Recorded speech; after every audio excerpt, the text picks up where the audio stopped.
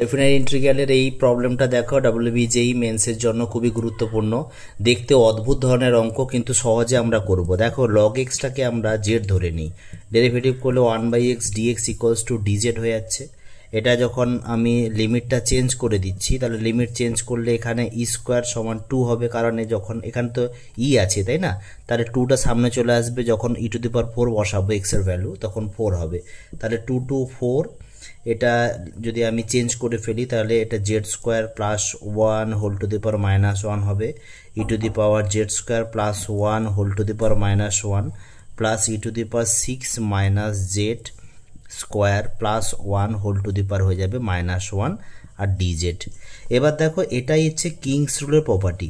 দেখো তোমরা জানো অলরেডি, দেখো এটা এই ফরম্যাটেই আছে, F of upper plus lower minus Z এই থাকলে বি মাইনাস a/2 হয় এর অ্যান্সার, তাই তো। তার মানে যখন তোমরা দেখবে এটা এফ অফ জেড তো হচ্ছে, এটা এফ অফ জেড, আর এটা যখন F of upper plus 6 - Z পড়বে দেখবে এই ভ্যালুটাই চলে আসছে। তার মানে এর অ্যান্সার একবারে চলে যাবে b - 2, অর্থাৎ 4 - 2/2 অ্যান্সার হয়ে যাবে 1।